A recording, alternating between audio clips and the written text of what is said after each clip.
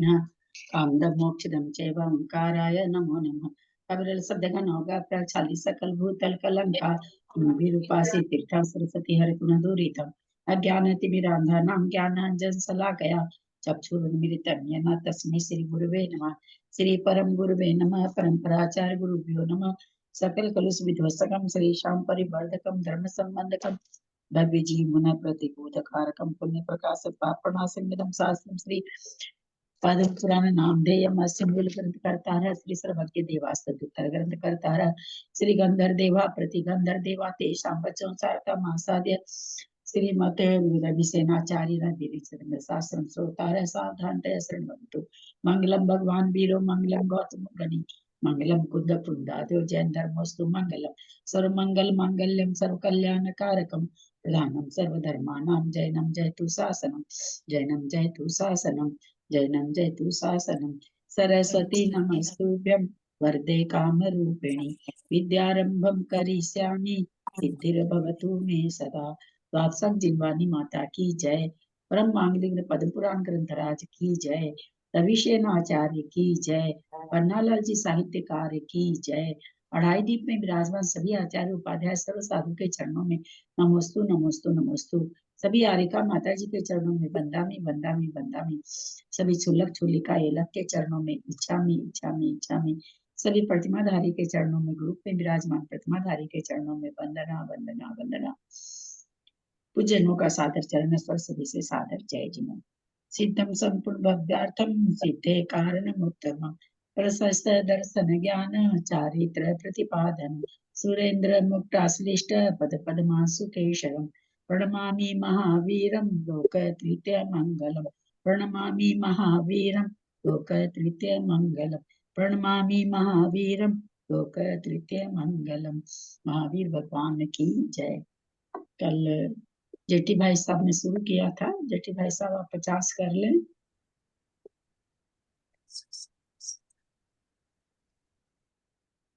उसके बाद जैसे जैसे जैसे जैसे नाम है कर लेना शर्मिला। नाम मैंने डाला है एक मेरा और त्रिशला जी का नंबर से। जेठी भाई साहब पढ़ रहे हैं क्या? ठीक है, जेठी भाई साहब पढ़ लेंगे। हाँ कल वो शुरू कर चुके थे, वही पढ़ लेते एक बार 50 तो ठीक है। तो कौन सा पर्व है? प्रणाम सभी को सादर जय अजमेर। पहले से शुरू करना है वापस से? 72वां पर्व है। 72वां नहीं, 72वां पर्व शुरुआत से करना है या पहले के 10-12 हुए थे वो छोड़ के करना है आगे? हाँ शुरुआत से कर लीजिए ना। शुरुआत से ही पढ़ लेता हूँ। भाई साहब पेज नंबर 31 31।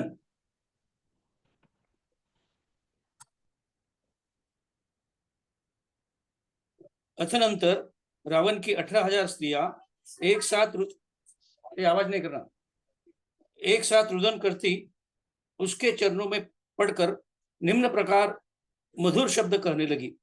उन्होंने कहा, हे नाथ, समस्त विद्याधरों के अधिपति, जो आपके विद्यमान रहते हुए भी बालक अंगद ने आकर आज हम सबको अपमानित किया है। तेज के उत्तम स्थान स्वरूप आपके ध्यानारूढ़ रहने पर वह नीच विद्याधर रूपी जुगनू विकार भाव को प्राप्त हुआ। आपके सामने सुग्रीव के दुष्ट बालक ने निशंक हो हम लोगों की जो दशा की है उसे आप देखो।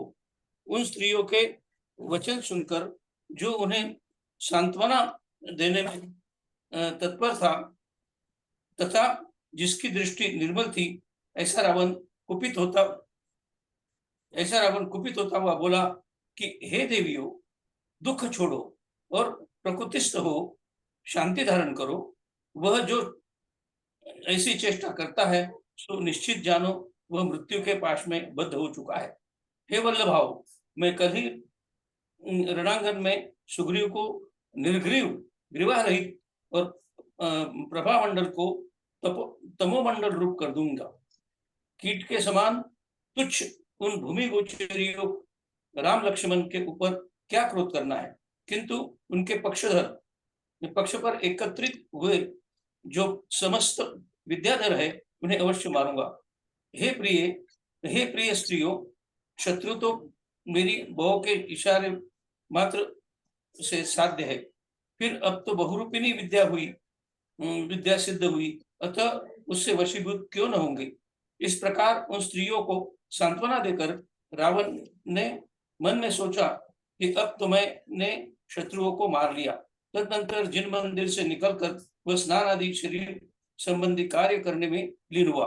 तदनंतर जिसमें नाना प्रकार के वादित्रों से आनंद मनाया जा रहा था तथा जो नाना प्रकार के अद्भुत नृत्यों से सहित था, ऐसा कामदेव के समान सुंदर रावण का स्नान समारोह संपन्न हुआ, जो कांति रूपी चांदनी में निमग्न होने के कारण श्यामा अर्थात रात्रि के समान जान पड़ती थी। ऐसी कितनी ही श्यामा अर्थात नवयौवनवती स्त्रियों ने पूर्ण चंद्र के समान चांदी के कलशों से उसे स्नान कराया।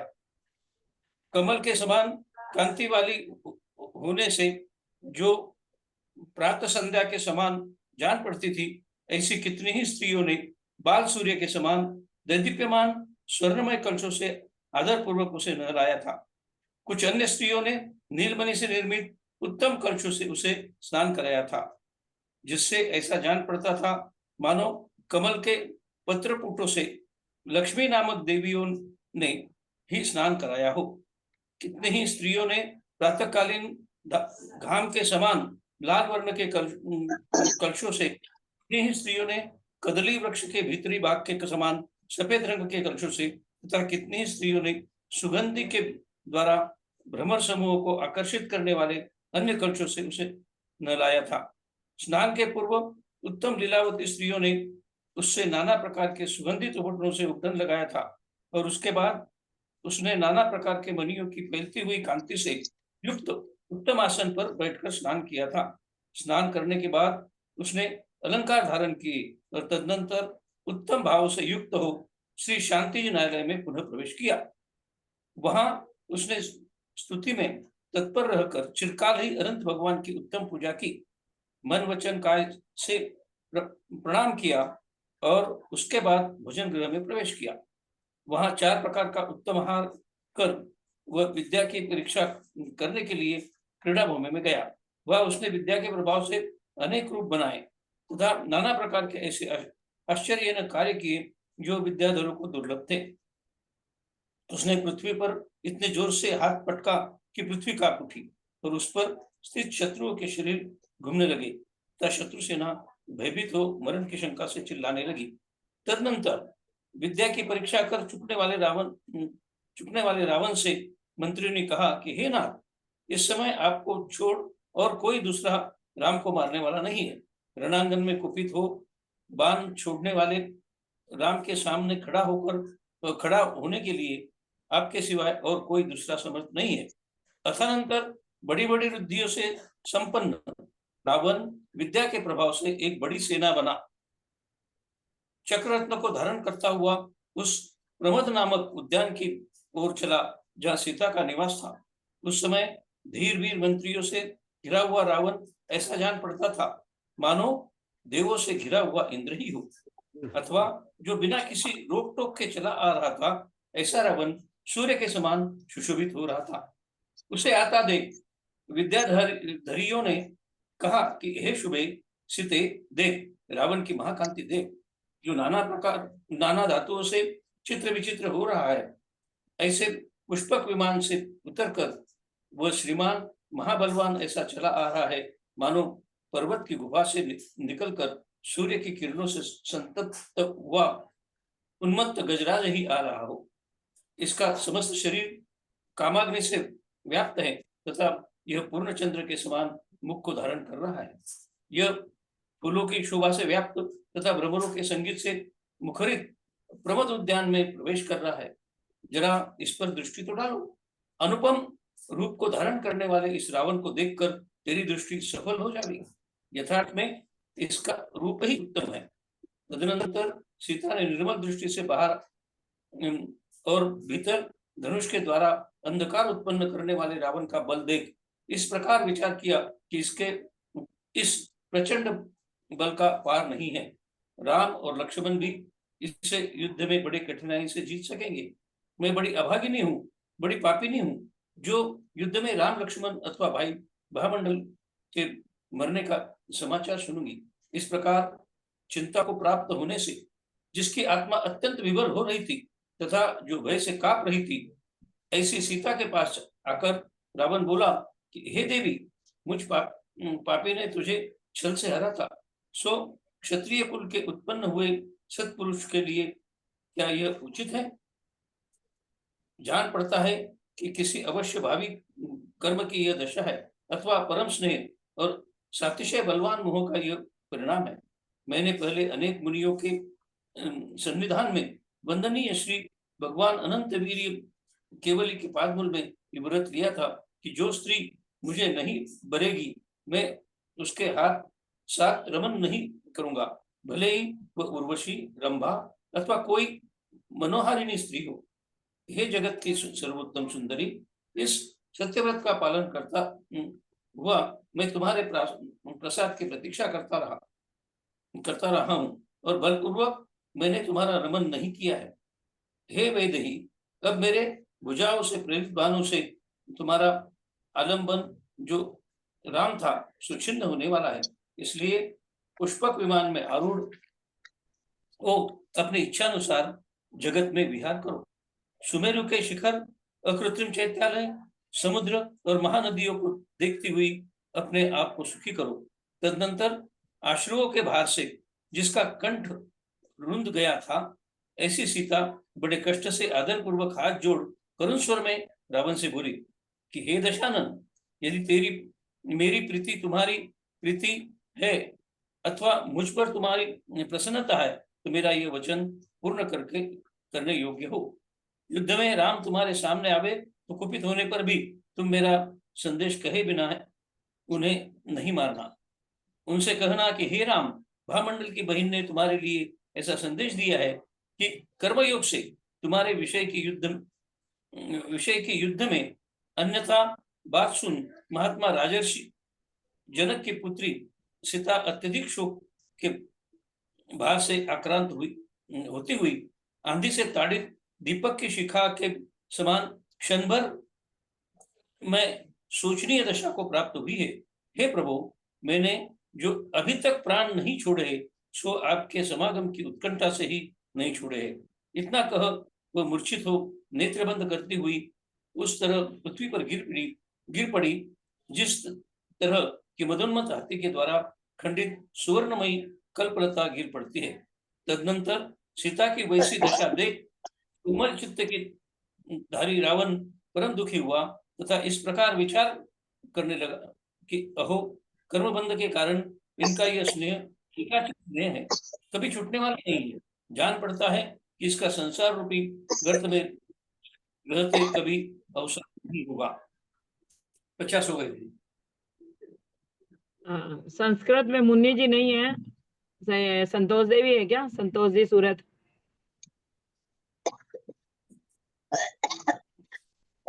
संतोष जी सूरत नहीं है तो कुसुम चुड़ीवाल जी पढ़े।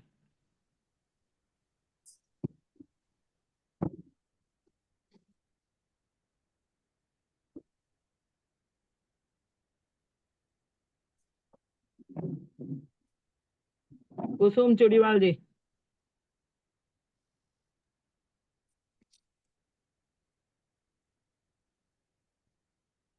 ततः श्रीणाम सहस्राणि समस्तान्यस्य पादयो। पेज नंबर कितना है? पेज नंबर कितना है? 31। नहीं, किताब है क्या? पार्ट 3। 30। ठीक है।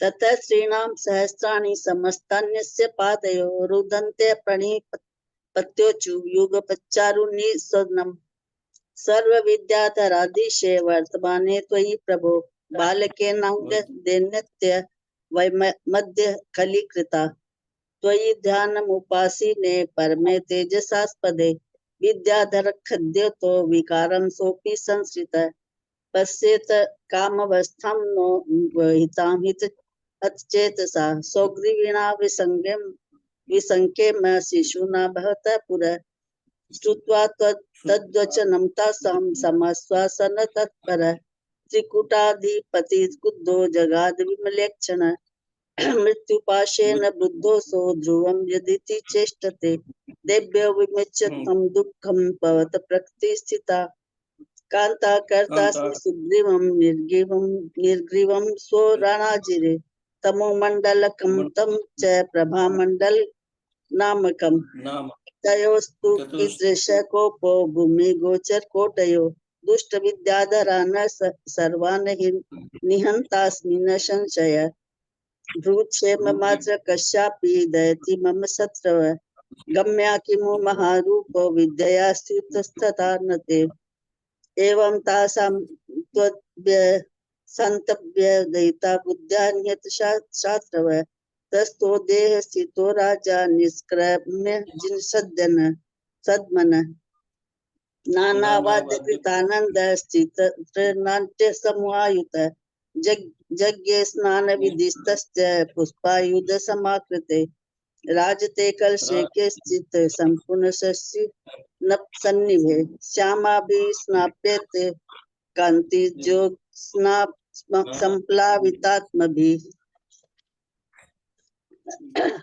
पद्मकांति बिरण्याभिः संध्याभिरविसादरं बालाभास्वर संकाशे कलशे राटकामभिः गुरुत्ममणि निर्माणे कुंभेरण्याभिरुत्तमे श्रीभिः सक्षादिव श्रीभिः पद्मपत्र पुटेरिव केवचिद्वाललात पक्षाये कदली गर्भ पाण्डुभिः अन्ये गंध समाकृष्टं ध्रुवत कदम्बके उद्वर्तेने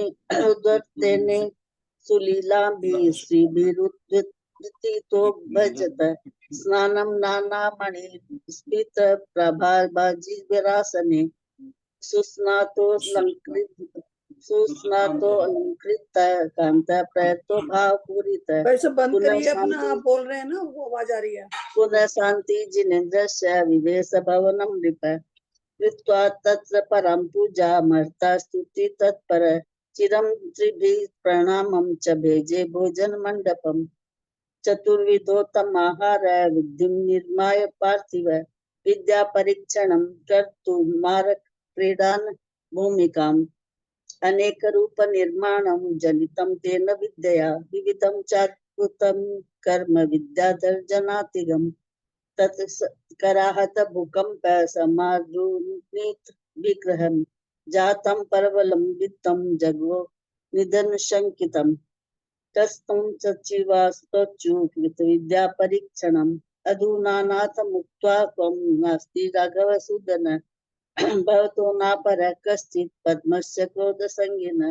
विश्वासस्य पुरस्तात् समर्थ सम्राजिरे विद्ययाथ महर्दिशो विकृत्य परमं बिलं सम्प्रति प्रमोदोद्यानं प्रतस्थे प्रतिचक्रभृ सचिवेरार्वितो धैर्ये सूर्येराखण्डलो यथा अप्रदृष्ट द्रप्स्य समागच्छन् सरेजो भास्करोपमम् तमालोक्य समायान्तं विद्याधर्यो बभापिरे पश्य शुभे सीते रावणस्य बहाद्युतिम् पुष्पकाद्रायं श्रीमान् अवतीर्य महाबल नाना धातु विचित्रांगान् महीमृगत गहरादिव गजेन्द्र इव सक्षिव सूर्य सुपरितापित स्मरानल परितांग पूर्णचंद्र निभानन पुष्प शोभा परीक्षीण भूपगीतम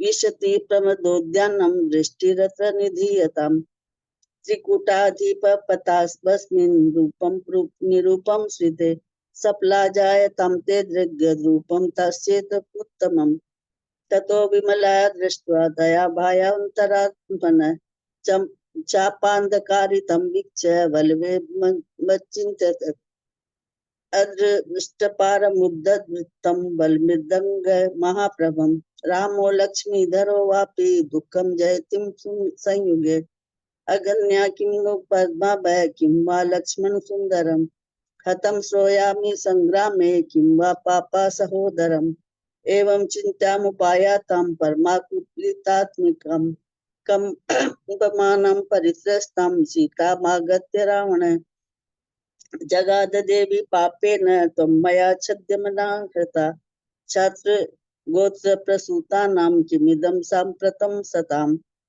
अवश्यं भाविनो नूनं कर्मणो गतिर्दृश्य दृशि स्नेहस्य परमस्येयं मोहस्य बलिनोऽथवा साधूनां सन्निधौ पूर्वं व्रतं भगवतो मया वन्द्यस्यानन्तविजयस्य पादमूले समार्जितम् ये प्रणौति न मां नारी रम्यामि च न तामहम् यद्युमर्षि स्वयं रम्भा यदि वान्या मनोरमा इति पालयता सत्यं प्रसादापेक्षिणा मया प्रसभं रमिता नासी जगदुत्तम सुंदरी अधुना लंबने छिन्ने मद्भुज प्रेरिते शरे वेदेहि पुष्पकारूढ़ा विहर स्वेच्छया जगत्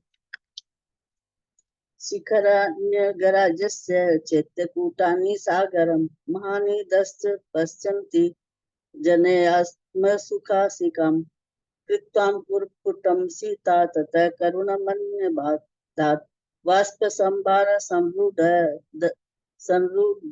कंठा कृच्छेन सादरं दशानन यदि प्रतिविद्यते तव मां प्रति प्रासदो वा ततः कर्तुं ममेदं वाक्य महर्षि क्रुद्धनापि त्वया संख्ये प्राप्तो विमुखतामसो श्रीनिवेदित संदेशो न हन्तव्य प्रियो मम पद्मभामण्डल स्वच्छा न तव समिष्टमिदृशम् यथा सूत्राण्य यथा त्वाहं विधि योगेन संयुगे महता शोक भारेण समाक्रांता सती प्रभो वात्याहत प्रदीपस्य शिखेव क्षणमात्माव्रत राजर्षेस्तनया सोच्या जनकस्य महात्मनः प्राणाने सा न मुच्चामि त्वत्समागमनोत्सुका इत्युक्त्वा मूर्छिता भूमौ पपात मुखिलेक्षणा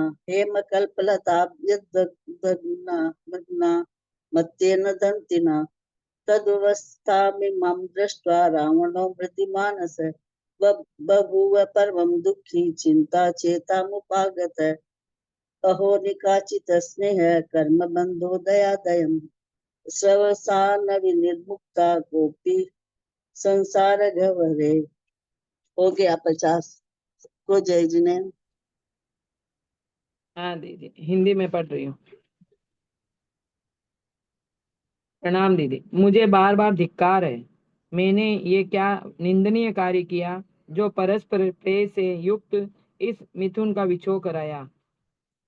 मैं अत्यंत पापी हूँ। बिना प्रयोजन ही मैंने साधारण मनुष्य के समान सत्पुरुषों से अत्यंत निंदनीय अपयश रूपी मल प्राप्त किया है।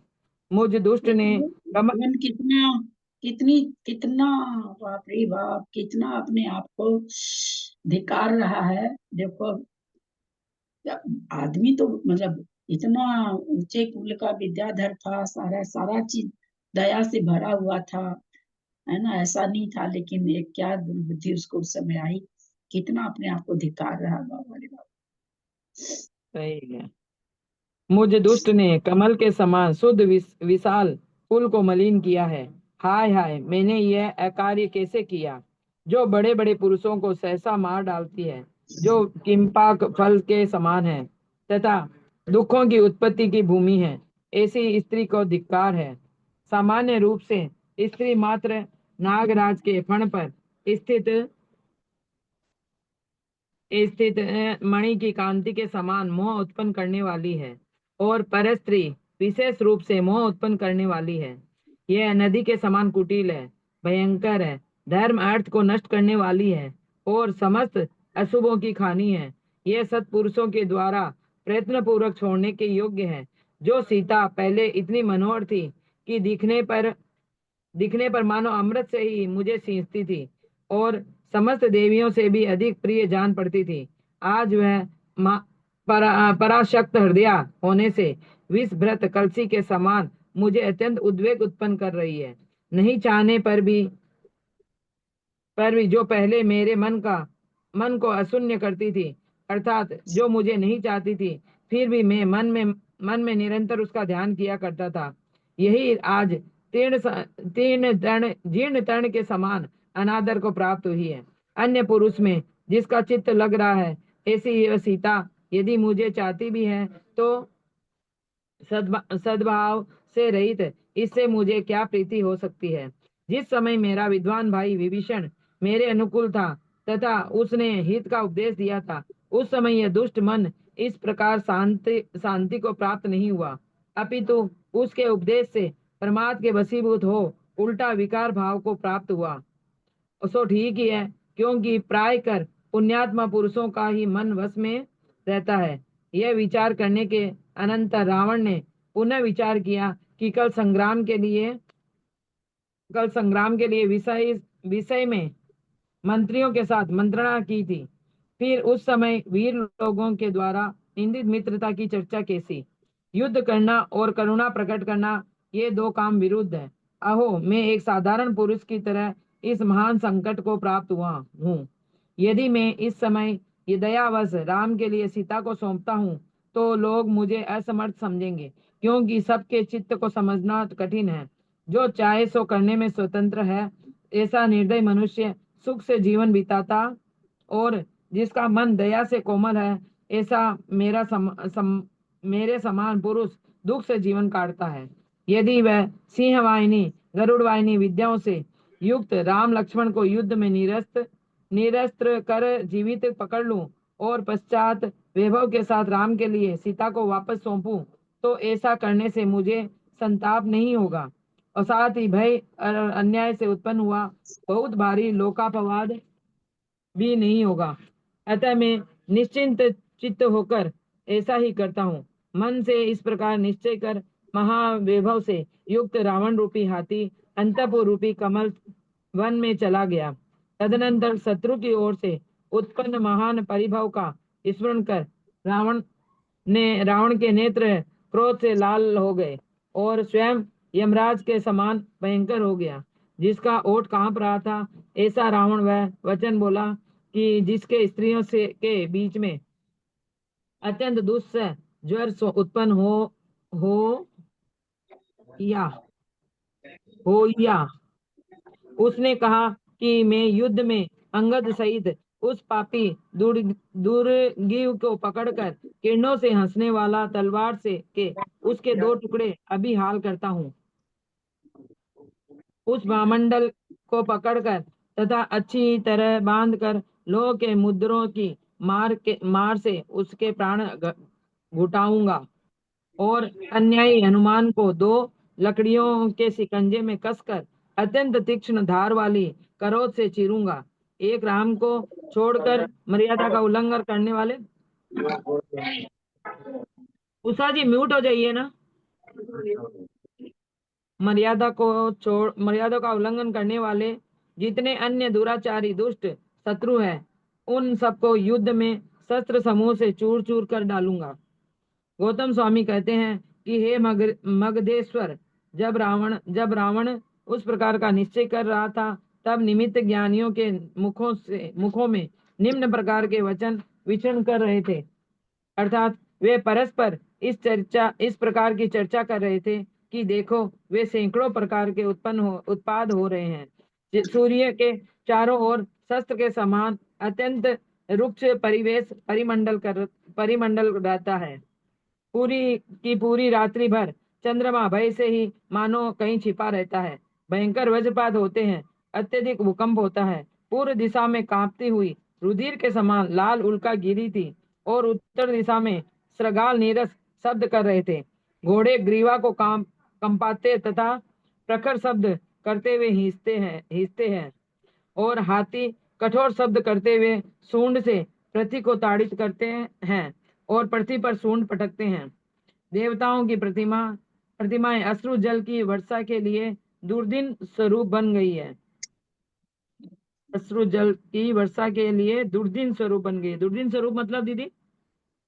हाँ, दुर्दिन स्वरूप बन गई है मतलब कौन सा है? 82 वाला। देवताओं की एक मिनट, प्रतिमाएं अश्रु एक जल मिनट। की वर्षा के लिए दुर्दिन स्वरूप बन गई है। 82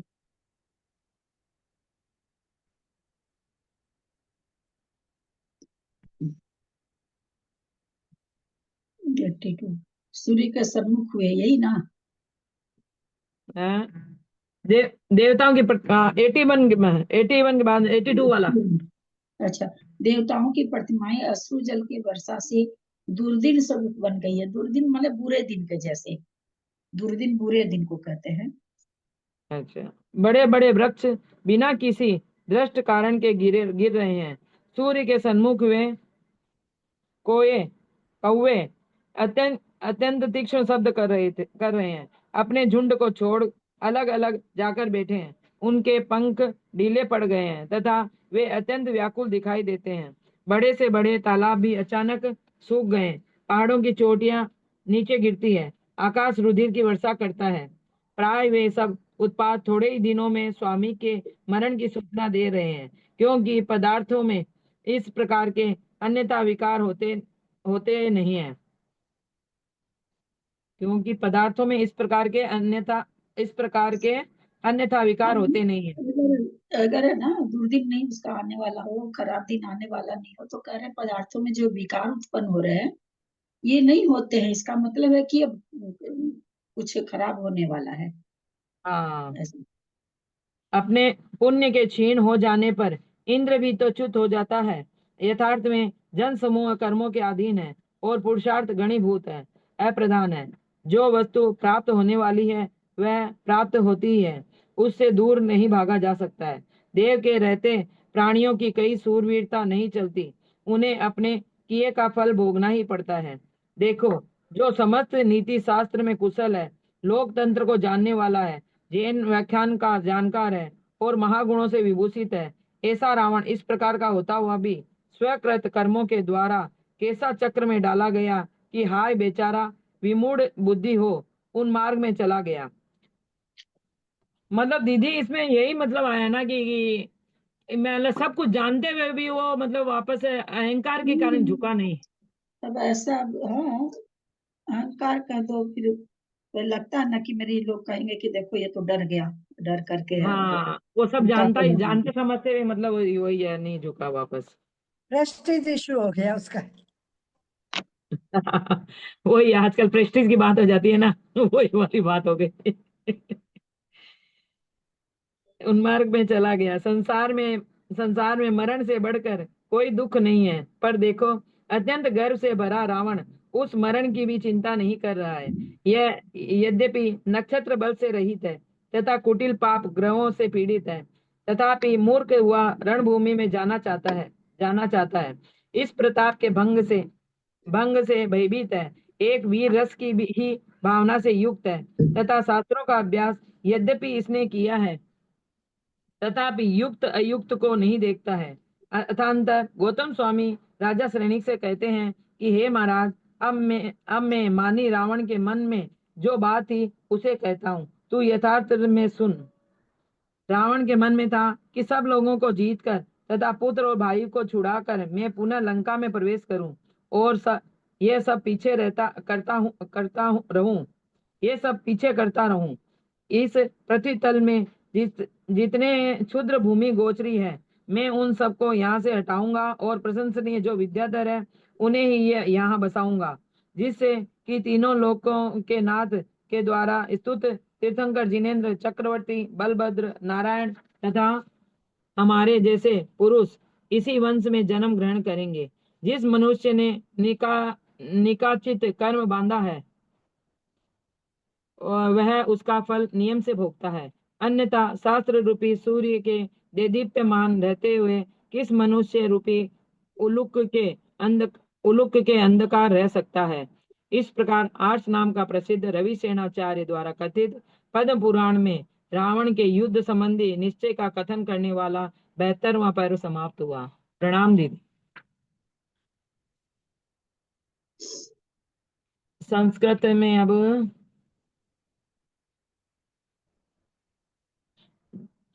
जेठी भाई साहब आप पढ़ लेंगे क्या वापस? संस्कृत आप ही पढ़ लीजिए, नंबर तो आपका ही आ रहा है। तो इनका तो हुआ ही है ना अभी तो। हाँ, हिंदी पढ़े थे, नहीं तो फिर निशा जी पढ़ लेंगे, निशा जी का नंबर। निशा जी नहीं निशा है क्या? जी देख तो नहीं रही है। सरिता जी चेन्नई आप पढ़िए फिर। ठीक। दिख दिख किमित मशाल मैं पढ़ रही हूँ शर्मिला जी, वो मैं अच्छा लाइट निसर्ग जलाने क्या की। है क्या? हाँ हाँ पढ़िए, है तब आप ठीक, पढ़िए। आप पढ़िए। हाँ, मैं लाइट जलाने की, 1 मिनट। अच्छा, ठीक है। प्रणाम दीदी। हाँ प्रणाम। क्यों सीखा? धिक धिक किमिद किमिद भर लाघ्यम कृतम सुविकृतम यथा मया मदोन्मत्त धर्तम भीरु मिथुनम संकीयोजितम पापातुरो बिना कार्यम पृथक जनसमो महित न शोभलम शोभलम माप्तो अस्मि संगीत्यंतम निंदितम शुद्धम भोज समम गोत्रम विपुलम मालिनी कृतम दुरात्मना मया कष्टम कथमेतदनु नुष्टितम धिंग धिंग नारी पुरुषेन्द्राणाम सहसा मार्णत मार्णत्मिकाम किंपाक फले देशियाम क्लेशोपत्ति सुगंध राम भोग भाग्य मूर्छी मणिक्षया सदृशी मोहकारिणी सामान्य मेनांगना तावत परिस्त्री तु विशेष है नदी वह कुटिला भीमा धर्मार्थ परिनाशिनी वर्जनीय सताम यत्नात् सर्वांशु शुभ महास्त्राणी अमृते नैव ये दृष्ट्वा माम सिंचन मनोहरा अमीरभ्योपि दधिता सर्वाभ्यः सपूर्वमुत्तमा अद्यैव सा परासक्त हृदया जनकात्मजा विषकुंभ समान्त्यंतम सज्जातु वेजनी मम अग्नि क्षयंतपि में पूर्वभ शून्यम था करोन्मन सेव्या मधुना जीर्ण तृण नादर भाग मागता अधुनान्य हितात स्वान्ता यद्यपि दयम तु माम तथापि कान्या प्रीति सद्भाव परिमुक्तयः आसिद्यादानुकूलो मे विद्वान भ्राता विभीषण उपदेष्टा तदा नैवं शमं दग्धं मनोगतं प्रमादाद विकृतिं प्राप्तं मनः समुपदेशतः प्रायः पुण्यवतां पुंसां वशी भावेवती तिष्ठते स्वयं संग्राम कृतौ सार्धं सचितै मंत्रणं कृतम् अधुना कीदृशी मैत्री वीरलोक विगर्हिता योध्यं करुणा चेति द्वयमेतद् विरुभ्यते अहो संकट माप पक्षः माप पश्चः प्राप्तो अहद्मिदं महत् योदभ्यं करुणा चेति द्वयमेत विदुरध्यते अहो संकट माप्ता प्राकृत अहमिदं महत् योदव्यं करुणा चेति द्वयमेतिद विरुध्यते अहो संकट मा पक्षः प्राकृतो अहमिदं महत्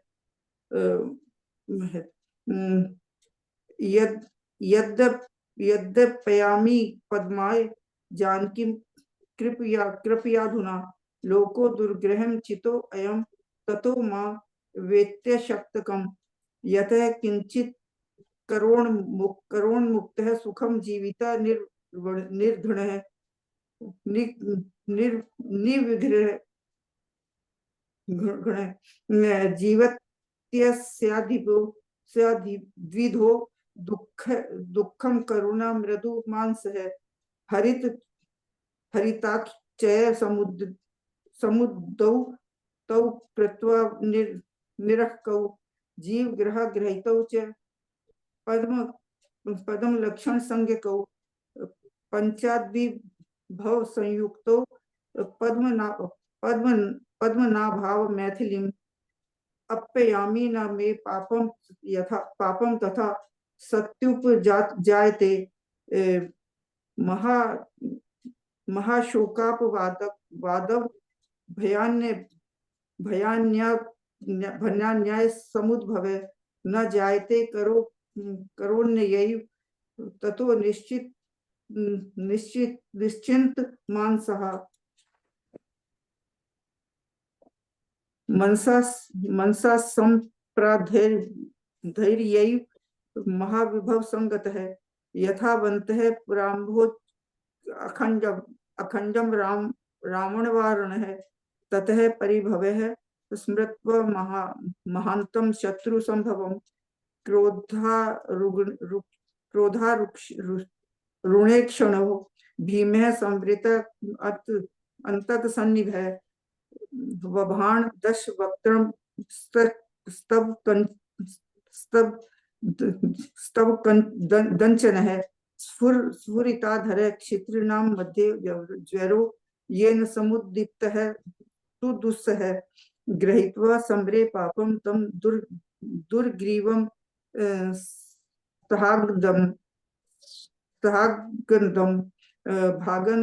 भागद्वयं करोभ्यो खंगेन दुतिहासिनः तमो मंजलकं तं च गृहीत्वा दृढ़ संयतं लोहे मुद्गर निद्यार्तैस् त्याज येष्यामि जीवितं करालती क्षणधारेण क्रक्चेन मरुत्सुतं यंत्रितं काष्ठयुगेन पाटस्यामि दुर्नयं मुक्त्वा राघ मुदवृत्तान् खिलाना है वे परान ना हवे परान अस्त्रो घ्रैश चूर्णश्यामि दुराचारेण इतात्मनः इति निश्चयमापन्ने वर्तमाने दशानने वाचो नैमेत वक्तेषु चरन्ति मगधेश्वर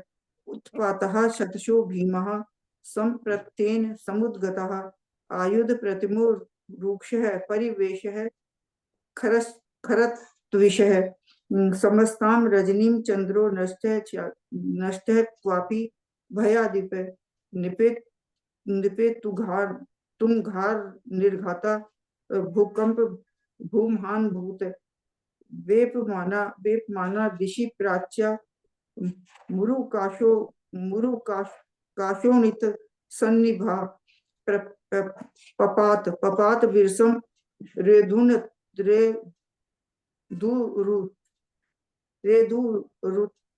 रुतेण तथा शिवः हे शंति कंपित ग्रीवः गिरिवास तुरंगा प्रखरस्वना हस्तिनो रूक्ष निस्वनाम धनंती हस्तेन मेदिनी दैवत प्रतिमा जाता लोचनोद कर दुर्दिना निपतंती महावृक्षा बिना दृष्टेन हेतुना आदित्याभिमुखी भूता काका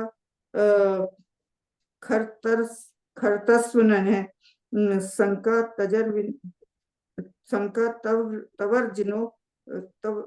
संकतवर्जिनो जातः स्त्रत पक्षः महाकुला सारांसी सहसा शोषम प्राप्तानि विपुलान्यपि निपे तुर्गिरी क्षंगाणि नभो वर्षति शोणितम् स्वल्परेवै दिनै प्राव्य प्रभुराक्षते मृत्युं विकारः खलु भावानां जायन्ते नान्य ये दृशां क्षीक्ष्णे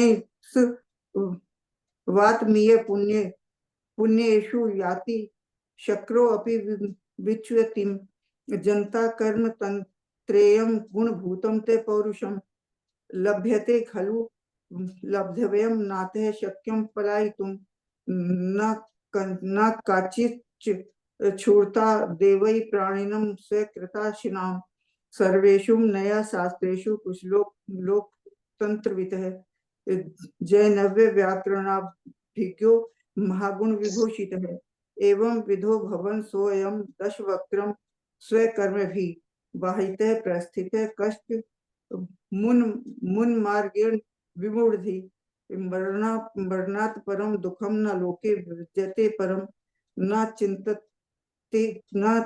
चिंत्यत्यम पश्य तदप्यत्यनत गर्वित है नक्षत्र बल निर्मुक्तो ग्रही सुकुटिल ही स्थित है पांड्य मानो रण क्षोणिक माँ कांक्षतेश दुर्मनः प्राप्त भंग भीतो ययम वीरैक स्वभावित है कृत खेदो अपि शास्त्रेषु युक्ता युगम न वीक्षते अतः परम महाराज दश गिरिवस्त मानिनः मानसी स्थित मर्थ चे वदामि शृणु तत्वतः जित्वा सर्वजनम सर्वान् मुक्त्वा पुत्र सहोदरान् प्रविशामि पुनर्लंकामिदं पंचात् करोमि च उद्वासयामि सर्वस्मनैस् मन्वसुधातले शूद्रान् भूमि गोचरान् श्यालंघान् स्थापयामि नभश्चरान् येनात्र वंशे सुरवत्र मगानां त्रिलोकनाथ भिनुता जिनेन्द्रः चक्रायुधो राम जनार्दनाश्च जन्म ग्रहिष्टे तथा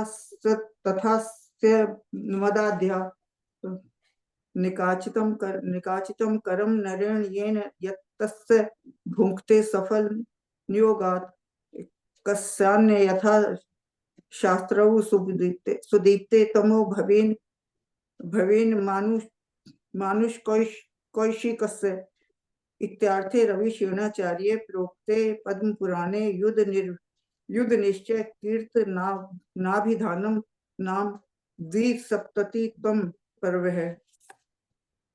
प्रणाम दीदी। दीदी प्रणाम। दीदी आगे वाला लेना है क्या? 10 मिनट है अभी तो। इतने तो हिंदी हो ही जाएगी। ले लो। तो फिर हिंदी पढ़ेंगे। त्रिशला जी हिंदी पढ़िए। त्रिशला जी है क्या? पढ़ रही हूँ बैठी हुई तो ओपन क्या हुआ मैंने तो ना। हाँ हमारे हिंदी प्रणाम पढ़िए। भाग्य सबको जय जिनेन्द्र। अर्थांतर दूसरे दिन दिनकर का उदय होने पर परम दीप्यमान रावण सभा मंडप में विराजमान हुआ। कुबेर वरुण ईशान यम और सोम के समान अनेक राजा उसकी सेवा कर रहे थे, जिससे वह ऐसा सुशोभित हो रहा था मानो इंद्रिय हो।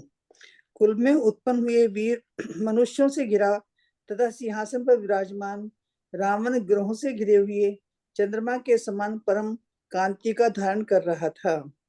वह अत्यंत सुगंधि से युक्त था। उसके वस्त्र, मालाएं तथा अनुलेपन सभी दिव्य थे। हार से उसका वक्ष स्थल अत्यंत सुशोभित हो रहा था। वह सुंदर था और सौम्य दृष्टि से युक्त था। वह उदार चेता सभा की ओर देखता हुआ इस प्रकार चिंता करने लगा कि यहाँ वीर मेघवाहन अपने स्थान पर नहीं दिख रहा है। इधर महेंद्र के समान शोभा को धारण करने वाला नैनाभिरामी इंद्रजीत भी नहीं है, और उधर सूर्य के समान प्रभा को धारण करने वाला भानुकर्ण कुंभकर्ण भी नहीं दिख रहा है। यद्यपि यह सभा रूपी सरोवर शेष पुरुष रूपी कुमुदों से सुशोभित है, तथापि उक्त महापुरुष रूपी कमलों से रहित होने के कारण इस समय उत्कृष्ट शोभा को प्राप्त नहीं हो रहा है।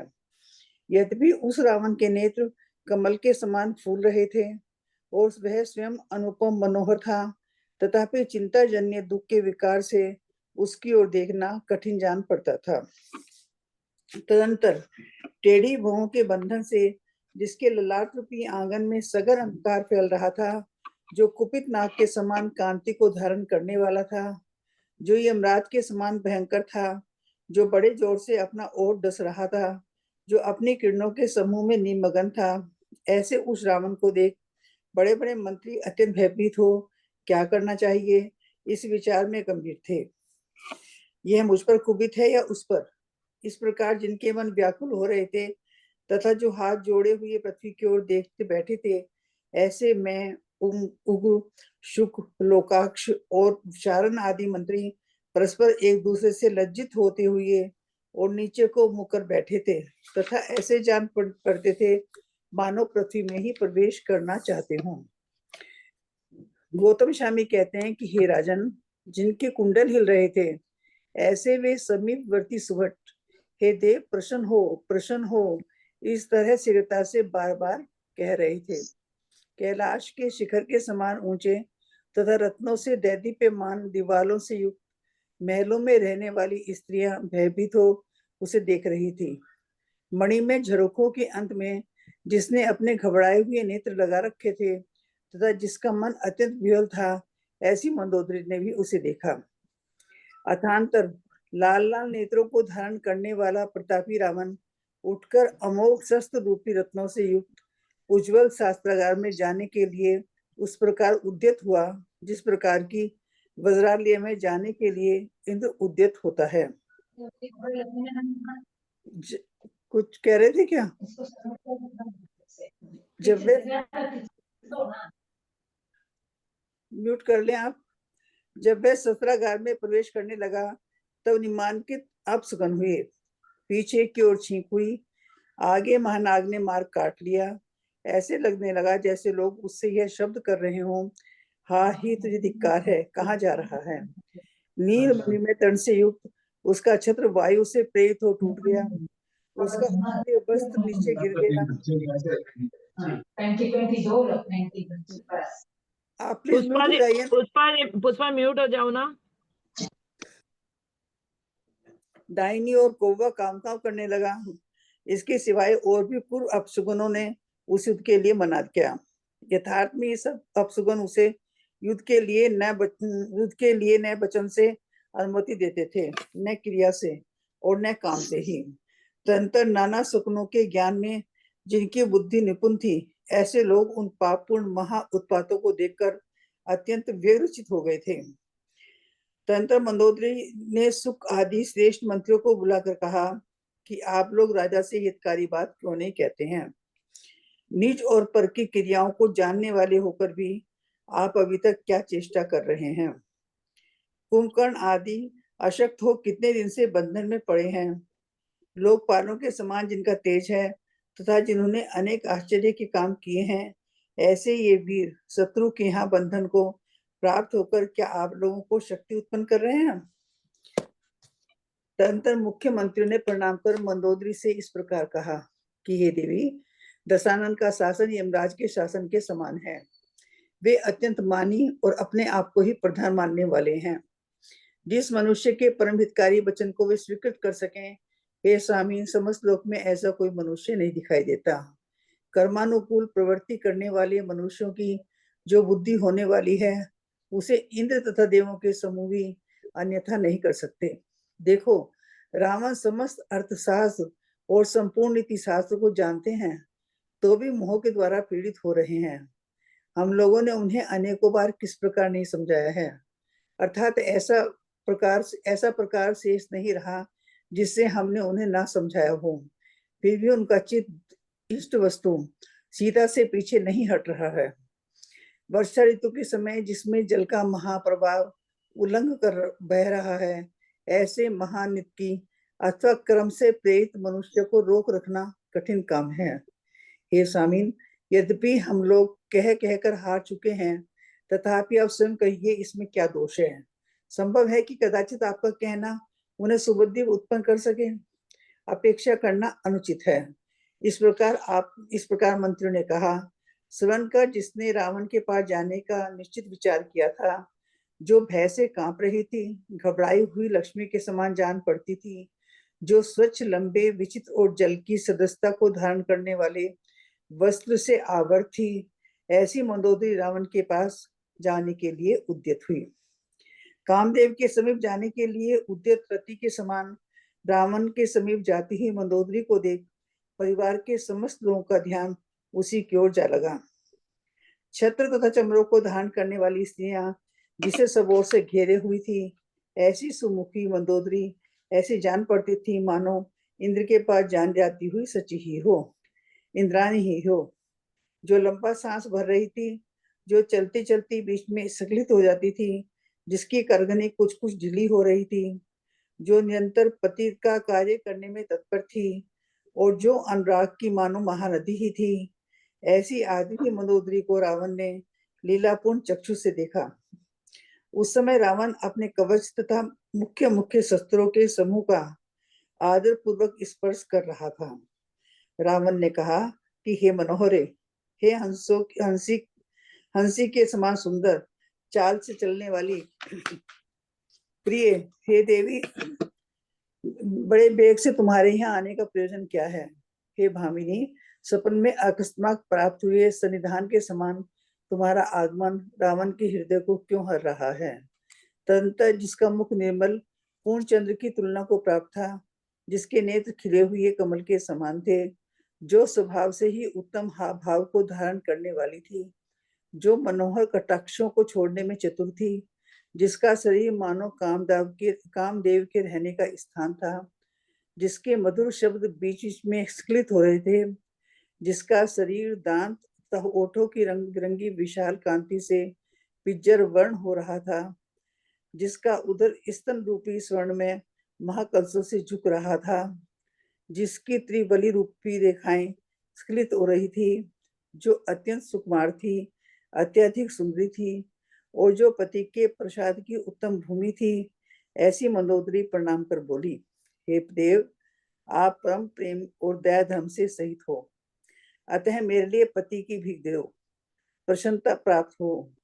हे महाराज, हे उत्तम संकल्प रूपी तरंगों से युक्त, वियोग रूपी नदी की दुख रूपी जल से डूबती हुई मुझको आलंबन देकर रोको, मेरी रक्षा करो। हे महाबुद्धिमन, तुम अपने परिजन रूपी आकाश में सूर्य के समान हो, इसलिए प्रलय को प्राप्त होते हुए इस विशाल कुल रूपी कमल वन की अत्यंत उपेक्षा ना करो। हे स्वामीन, यद्यपि मेरे वचन कठोर हैं, तथापि कुछ शरण कीजिए। यतश्च यह पद मुझे आपने ही दिया है, अतः आप मेरा अपराध क्षमा करने के योग्य हैं। मित्रों के जो वचन विरोध रहित हैं, स्वभाव में स्थित हैं और फल काल में सुख देने वाले हैं, वे अप्रिय होने पर भी औषधि के समान ग्रहण करने योग्य हैं। आप इस उपमा रहित संशय की तुला पर किस लिए आरूढ़ हो रहे हो और किस लिए किसी रुकावट के बिना ही अपने आप को तथा हम लोग को संताप पहुंचा रहे हो? आज भी आपका क्या चला गया? आज भी आपका क्या चला गया? वही आपकी पुरातनी अर्थात पहले की भूमि है। केवल हे देव, उन मार्ग में गए हुए चित्त को रोक लीजिए। 50 भाग पूर्ण हो गए, 50 हो गए। चलिए, समय भी हो गया। ग्रुप में तो भोजन है, और भी कोई पढ़ना चाहे तो अपना नाम दे दें, ऐड कर। प्रणाम भाभी, बाकी सबको जय हिंद। चलो जी, जिनवानी स्तुति करो। मैं करूं क्या? हाँ करिए ना, बिल्कुल करिए। बोले द्वादशां दिनवाणी माता की जय। सिरिजिण वाणी जग कल्याणी, जग जन मदतम मोह हरि, जनमण हारी गण हर हारी, जम जरा भव रोग हरि, तिथय राणम दिव्य झुणिम जो, पढ़ई सुनई मये धारई, राणम सुख मनंतम धैर्य, सासद मुख पदम पावई, सासद मुख पदम पावई, सासद मुख पदम पावई। हे जिनवाणी भारती तो ही जपो दिन रैन, जो तेरी शरणा गहे सो पावे सुख चैन। जावाणी के ज्ञान ते सूझे लोकालोक सो वाणी मस्तक धरो सदा दे तुम लोग। नो बाणो।